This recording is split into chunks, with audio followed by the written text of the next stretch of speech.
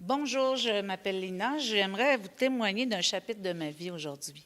Dès l'enfance, de 3 à 6 ans, je suis abandonnée à l'hôpital pour une maladie et c'est comme ça que je me sens. Donc, il y a une grande carence affective qui se développe tout au long de ma vie et j'ai consommé pour essayer de vivre ça dans le monde et d'arriver à vivre par la suite sans consommer. J'ai eu beaucoup de chocs post-traumatiques, etc., que j'ai accumulés. Mais j'ai eu un réveil spirituel vraiment quand j'étais enceinte de ma fille, où je ne savais pas que l'alcoolisme était une maladie et je buvais beaucoup et je ne voulais pas faire ça. Je faisais ce que je ne voulais pas, puis je ne faisais pas ce que je voulais. Et j'ai demandé de l'aide à savoir comment on peut bien éduquer nos enfants ou vivre avec nos enfants d'une manière saine. Alors, j'ai reçu de l'aide d'Alcooliques Anonymes, de Biodanza, de tous des services en santé mentale. J'ai bien aimé le terme santé mentale au lieu de maladie mentale. Alors, je trouve qu'on a l'aide qu'il faut ici au Québec.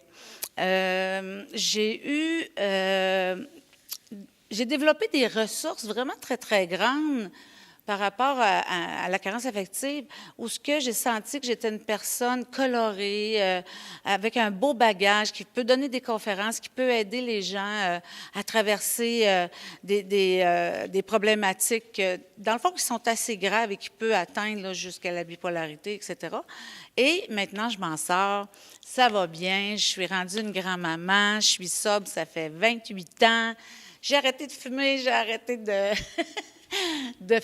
fumer, ça a été difficile. Alors, c'est ça. J'ai développé vraiment un potentiel merveilleux et je vous le souhaite. Salut. Alors, bonjour, je m'appelle Yvon et j'ai un problème de santé mentale. Et mon texte a pour titre « Déprimé un jour, mais pas toujours ». J'avais préparé, lorsqu'on est sonné, un peu comme dans une figure de boxe, ça peut prendre du temps à nous relever.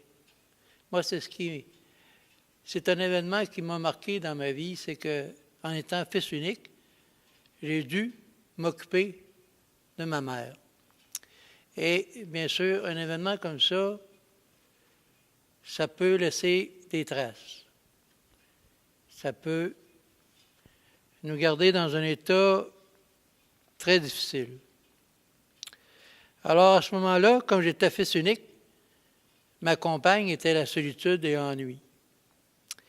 Et qu'est-ce qui se posait à l'époque, c'est est-ce que je devais me replier sur moi-même ou agir en motivation, avoir cette motivation de vivre, puis aller vers d'autres défis. C'était pas moi qui était mort, c'était ma mère. Donc, ça m'a révélé. Ça a fait sortir des qualités que je soupçonnais pas. Et puis, il m'est arrivé une bénédiction, si on peut dire. J'ai joint un organisme qui s'appelle La Passerelle. Ça, c'est à Charny, à Lévis. Puis, j'ai rayonné. Au lieu d'être l'être timide puis renfermé, j'ai été l'être le plus joyeux, le plus entreprenant de l'organisme et de la vie. Alors ça a sorti le côté intérieur néfaste de ma vie pour entrer dans une belle vie. Je dis, comme je l'ai mentionné ici, que je suis entré dans une autre famille. On était seulement 3, mais je suis entré dans une autre famille, puis j'étais uni à eux. Alors, je dis que la dépression, l'angoisse, ça peut s'incruster sur les personnes. Mais lorsqu'on voit qu'il y a ce danger, il ne faut pas hésiter à se servir des ressources qui sont disponibles. Les parents, les amis, bien sûr, le personnel professionnel, les médecins, les psychiatres, et aussi les bonnes ressources qui existent dans la communauté. Et la passerelle, bien sûr. Sans la passerelle, peut-être que j'aurais été dans un niveau très bas dans ma vie.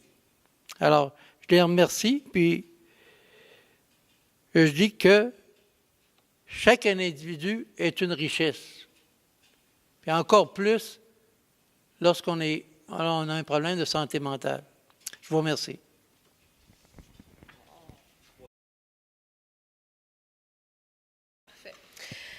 Bonjour, moi je m'appelle Annick, j'ai 43 ans et je suis infirmière. J'ai vécu 2 dépressions majeures au cours des 13 dernières années. J'ai toujours été une personne anxieuse, renfermée, timide. Puis il y a plusieurs événements marquants qui sont survenus au cours de ma vie.